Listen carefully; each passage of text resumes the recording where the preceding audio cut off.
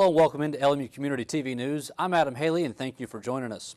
The ongoing saga about the fate of the Claiborne County Jail in the county budget reached a new level last week. Since the defeat of last month's jail expansion referendum in August, in the August county election, the county board has been faced with $1.7 million loss in revenue. Claiborne County Jail currently houses prisoners for the state of Tennessee and is paid a stipend for holding those prisoners. With the defeat of the jail referendum, those prisoners will be transferred to other facilities outside of Claiborne County. Last week, Claiborne County Sheriff David Ray was notified that state and federal prisoners would no longer be housed in the Claiborne facility. This decertification will leave a large hole in the county's revenue stream and the budget. At the same time, County Mayor Jack Daniels requested a budget deadline extension from Sandra Thompson, the Director of the Office of State and Local Finance. His request for an extension was denied, and the county must submit a balanced budget by 11:59 p.m. on September 30th. In her response to the request for a budget extension, Thompson said there could be serious repercussions to not meeting the September 30th deadline.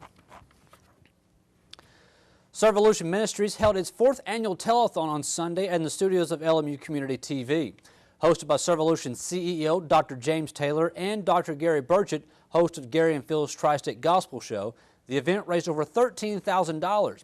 Servolution Ministries, located at the old Powell Valley High School in Speedwell, is a faith-based organization that provides medical services to the uninsured in the tri-state area. In addition to medical, dental, mental health, and vision services, Servolution also operates a food pantry, thrift shop, wellness center, and various programs aimed at a lifestyle change. Health services are provided by licensed medical practitioners from the tri-state area and are free to patients who do not have insurance or are underinsured.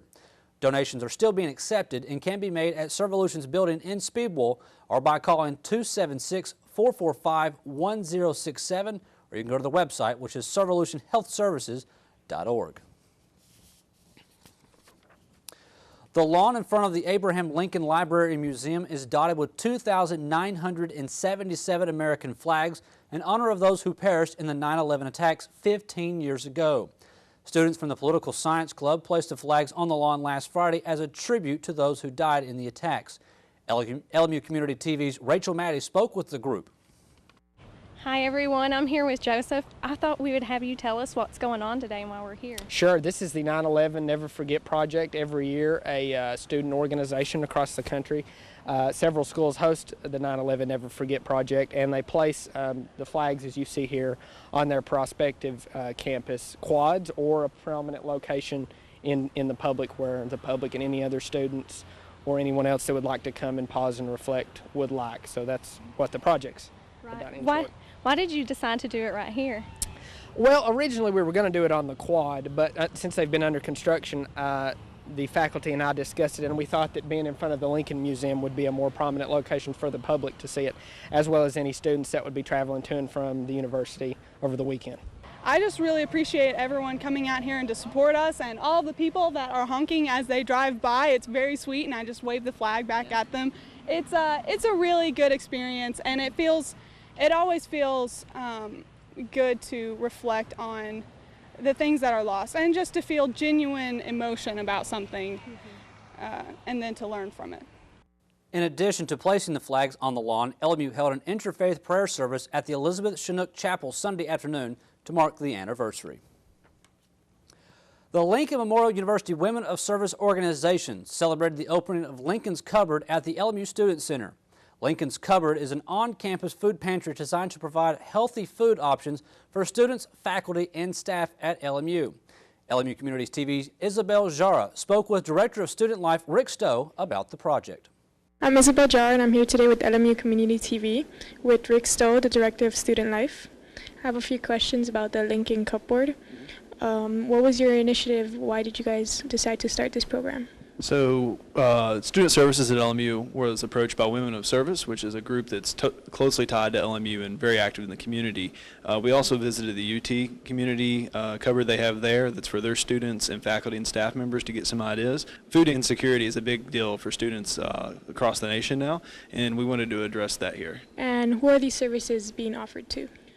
Any faculty, staff, or student at LMU, you just have to present a valid LMU ID. What are the hours that students or anybody can come in? Yeah, so we're open. We're staffed by student workers Monday, Tuesday, and Thursday 1 to 7, Wednesday 5 to 7, and Friday 1 to 4. Anybody that's interested in donating can contact me. My number here is 423-869-6811, or just bring them by this office, Student Center 308, and the cupboard is just down the hall in Student Center 316. In the future, do you guys plan on offering other materials that students may be in need of, such as toiletry items? Yes, actually the UT cupboard does that kind of on an availability basis, so if we do have a donation of those items, we'll make those available. What are the groceries that are available to students and faculty? Yeah, we have a wide variety, and we have this set up as you can kind of come get one bag per week that can get through a week, which that would include some treats and beverages, that those will be various things available. 3 proteins a week, 1 starch, 3 fruits a week, and 3 vegetables a week, and that will be on a rotating menu basis. Reporting for LMU Community TV, I'm Isabel Jar. A valid LMU ID is required to receive 1 bag of free groceries each week. Donations of food and financial from LMU students, clubs, faculty, staff, alumni, and community partners is welcome. Non-perishable food items are needed to stock the pantry. Now, coming up after the break, we'll have this week's health tip. That and more when we return to LMU Community TV News. I come from a big family. I'm the oldest of 6. To me, being the first person to go to college, it's like setting a standard, you know? My little brother is 8 years old now. I challenge his curiosity. I challenge him to dream. I have to paint a picture for him that he can look up to and live up to and possibly be better than. My name is Jaquez, and I am your dividend. Todd's a great guy. I mean, look at him.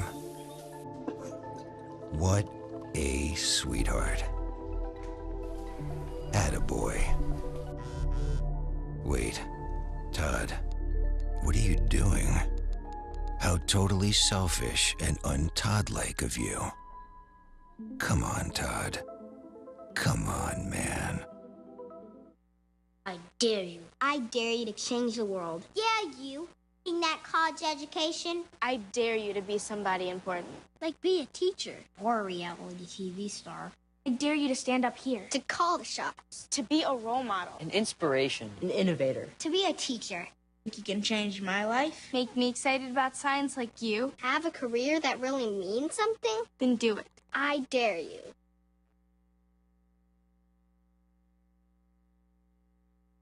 Hey, look, it's those guys. Get some drinks! Are you good to drive? I'm fine. How many did you have? I should be fine. You should be? Go and step out of the vehicle for me. See ya, buddy. Good luck. So turns out, buzz driving and drunk driving, they're the same thing, and it costs around $10,000. So not worth it. Welcome back. Lincoln Memorial University's Department of Social Work and the Share Club are presenting a talk on the prevention of child sexual abuse today. The event will feature Susan Moore from the Prevent Child Abuse Tennessee organization. The talk will center around the 5 steps for protecting our children from sexual abuse and present evidence-based training on prevention for professionals and parents.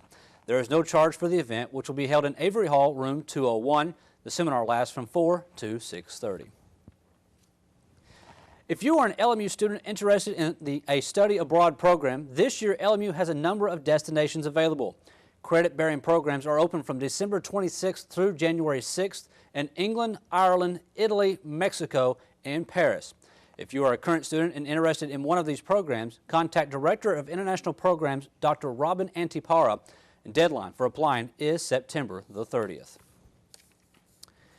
And today's health tip, physician assistant Melissa Day talks about preventative medicine. Today we're going to talk more about prevention. The last couple of discussions we've had has been about lifestyle changes through diet and exercise, and while that's one preventative measure, there's more that needs to be done to give our health the service that it needs. So when it comes to our health, I can't emphasize enough that it's all about prevention. It's kind of like a vehicle. You get your oil changed every so many miles. You change the tires, you know, when the tread gets so low. Some people change their tires depending on the season. We all know that the sustainability of the car has to be maintained frequently. And it's no different with our health. So, as I've said before, you know, diet, nutrition, exercise daily. But then also make time to get your eye appointments, your dental cleanings, and then of course a yearly physical. For those who have chronic conditions and see a healthcare provider more frequently, you still need to get a yearly physical, because a physical is a much longer, much more thorough exam, and some things can be caught early at that time. And it's a good time to discuss screenings like colonoscopies, mammograms, prostate exams, and then to get blood work to see if there are any underlying blood, electrolyte, liver, kidney, cholesterol abnormalities. And even if you're healthy and you don't have any chronic conditions and you think you're healthy, you don't see the healthcare provider frequently, you still should get a yearly physical to discuss all of those things. Going back to the vehicle analogy, you know, it may look good on the outside, but once you look under the hood, there may be a different situation. You may find that your battery cables are corroded or what have you. So it's the same type of thing. So a good example is my husband, 28. He looks healthy, looks good on the outside. I encourage him to go get his yearly physical with blood work. The physical turned out good. Blood work came back that he had cholesterol. 28 years old, he looks good, he looks healthy. Had cholesterol, had elevated liver enzymes, and which prompted a liver scan or an ultrasound and showed that he had fatty liver, which is from our diet.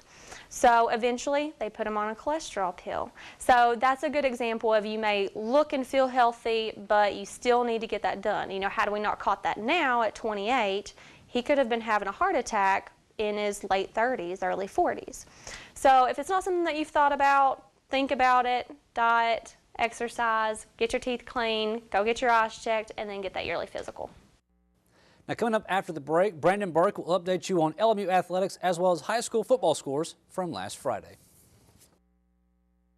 I come from a big family. I'm the oldest of 6. To me, being the first person to go to college, it's like setting a standard, you know? My little brother is 8 years old now. I challenge his curiosity. I challenge him to dream. I have to paint a picture for him that he can look up to and live up to and possibly be better than. My name is Jaquez, and I am your dividend. Todd's a great guy. I mean, look at him. What a sweetheart. Attaboy. Wait, Todd, what are you doing? How totally selfish and un-Todd-like of you. Come on, Todd. Come on, man. Dare you. Dare you to change the world. Yeah, you. Getting that college education. I dare you to be somebody important. Like be a teacher. Or a reality TV star. Dare you to stand up here. To call the shots. To be a role model. An inspiration. An innovator. To be a teacher. Think you can change my life? Make me excited about science like you? Have a career that really means something? Do it. I dare you.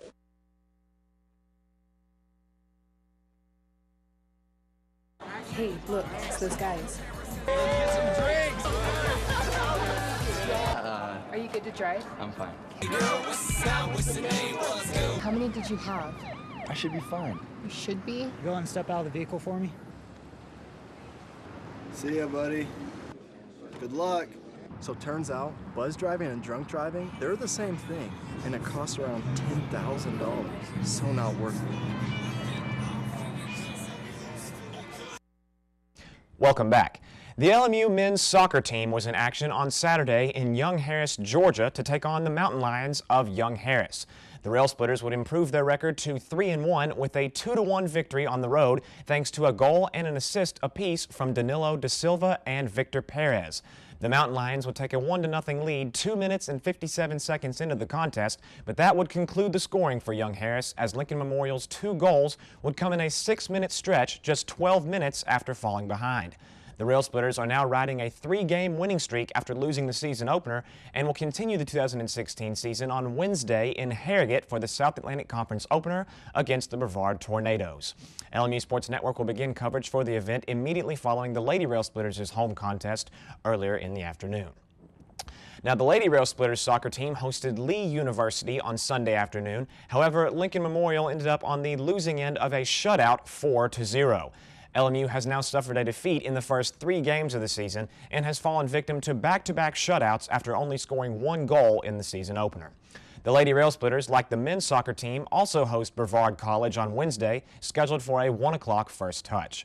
LMU Sports Network will be covering both the women's and men's soccer games on the evening, as well as the men's game will begin at 3:30. To keep up to date with LMU soccer, you can visit lmurailsplitters.com. On Friday night, the annual Battle of the River took place at Claiborne High School as the Bulldogs took on their in-state rival, the Cumberland Gap Panthers. The Bulldogs were looking for their 8th consecutive victory over the Gap, and they would succeed, taking the W by the score of 26-21. With the big win, Claiborne now improves to a 2-1 record, while the Panthers fall to 1-2. This Friday, both the Bulldogs and Cumberland Gap will be away from home as the Panthers travel to Greenville, Tennessee to take on North Greene, and Claiborne visits Kodak, Tennessee to take on Northview Academy. Other regional results in high school football over the past weekend. In Tennessee, Union County was defeated by Halls on the road 50-6, dropping their record to 0-3. Hancock County notched their first win of the season, defeating Rye Cove also by the score of 50-6, improving their record to 1-2. Campbell County stayed unbeaten at 3-0 after winning at home 34-20 over Grace Christian. In Kentucky, Middlesboro was defeated on the road by South Laurel 46-8, dropping their record to 1-3. Bell County also lost on the road to Wayne County 41-15, making their record 2-2. And Pineville defeated Paris at home 33-28 for their first win of the season, now making them 1-3. And in Virginia, Thomas Walker falls to 0-3 after losing at home to Castlewood 36-7. Well, last Saturday marked a historic day for college football as the largest football game in history took place at 8 o'clock at the Bristol Motor Speedway.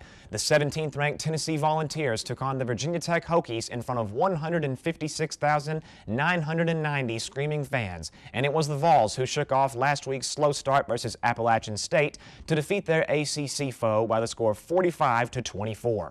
The Hokies jumped out to a 14-0 lead after 15 minutes, but turnovers would prove to be the demise of Virginia Tech as Justin Fuente's team lost 5 fumbles on the night, leading to 3 Tennessee scores. The Volunteers would race out to a 45-10 run for the final 3 quarters, with Joshua Dobbs leading the way after posting 3 touchdown passes and running for 2 more TDs on the way to the Vols' win in the battle at Bristol. Next Saturday, the 2-0 Volunteers will have another non-conference matchup as the Ohio Bobcats come to Neyland Stadium for a 12 o'clock kickoff on the SEC Network. The Kentucky Wildcats' 2016 football season has started in disastrous fashion as 1 week after blowing a huge lead and losing at home to Southern Miss, Mark Stoops' team fell in Gainesville to the Florida Gators by the score of 45-7. Kentucky's first 2 games have not gone their way thus far in this season, and this Saturday, the Wildcats look for win number 1 on the year when the Aggies of New Mexico State come to Lexington for a 4 o'clock kickoff on the SEC Network.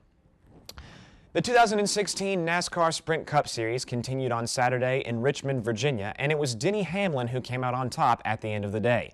Kyle Larson, Martin Truex Jr., Brad Keselowski, and Kevin Harvick finished out the top 5, and the next race in the chase for the Cup will take place next Sunday, September 18th in Chicago, scheduled for a 2:30 p.m. start time. That's all for sports over the weekend, but stay tuned as more LMU Community TV news right after this.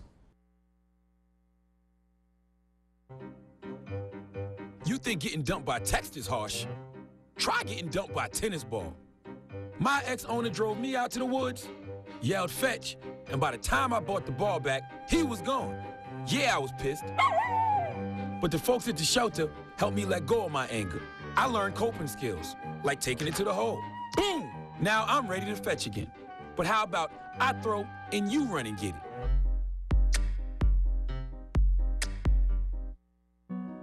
They said a bottle was just a bottle.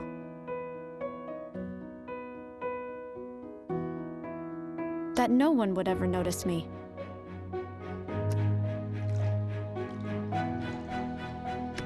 But I knew I could be more. That one day, I would make people smile.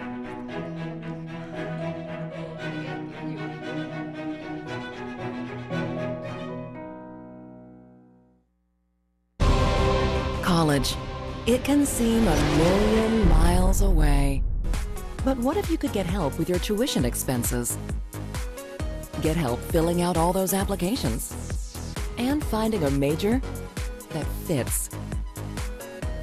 All of a sudden, the impossible becomes possible. Visit collegefortn.org today. College. You can get there from here.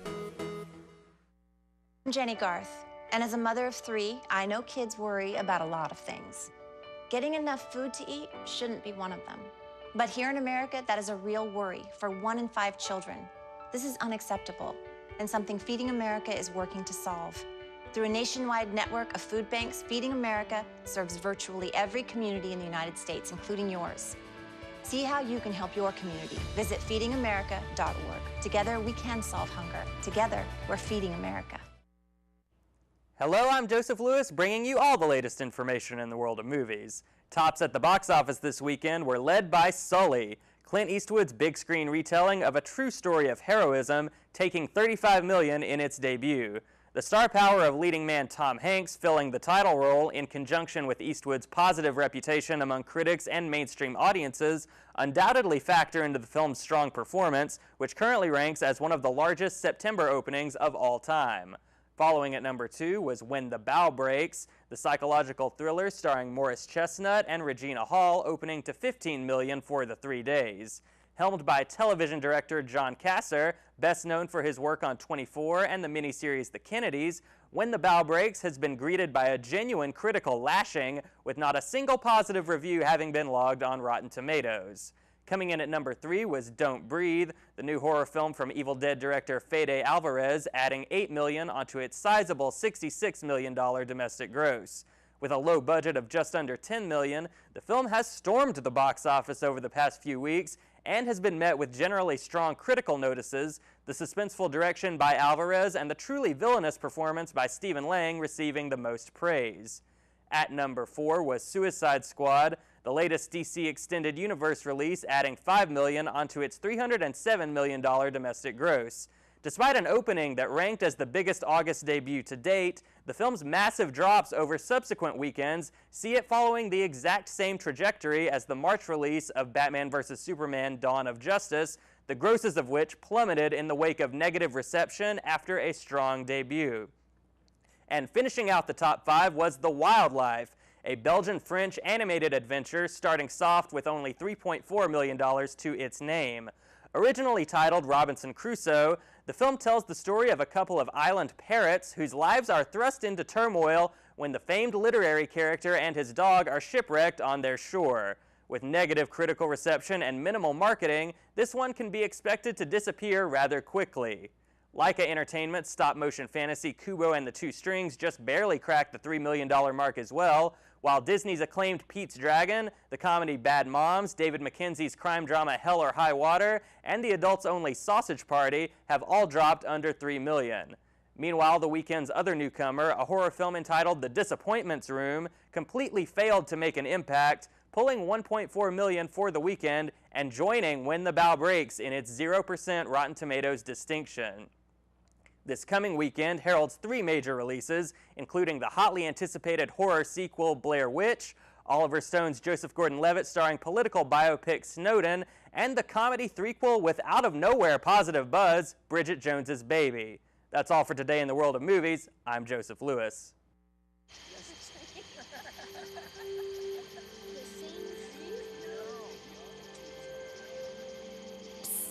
They're coming. pleases everybody. Light check. 1, 2, 1, 2. Everything looks good on our end. And lights. Come alive with the forest. Visit discovertheforest.org to find a forest near you. They said I have troll teeth. That my voice sounded like a possessed baby doll. That no one would ever love someone as stupid as me. That I was fat, ugly. Disgusting. The effect of bullying is potent. We will no longer be the silent majority. Now, when you see online bullying, there's something you can do about it. We're gonna take action with the eye. I am a witness. I am a witness. I am a witness. I am a witness. I am a witness, and so are you.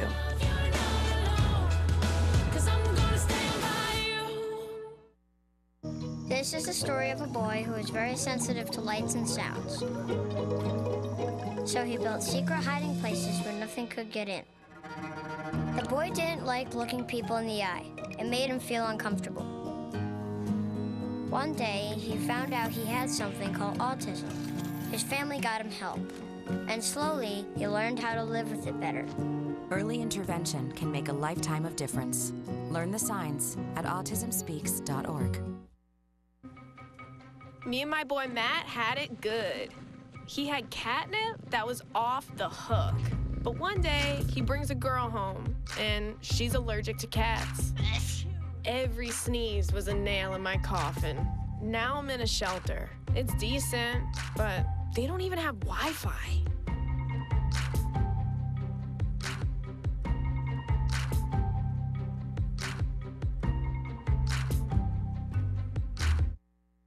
And that is going to do it for this week's LMU Community TV News. Thanks for watching. I'm Brandon Burke. And until next time, I'm Adam Haley.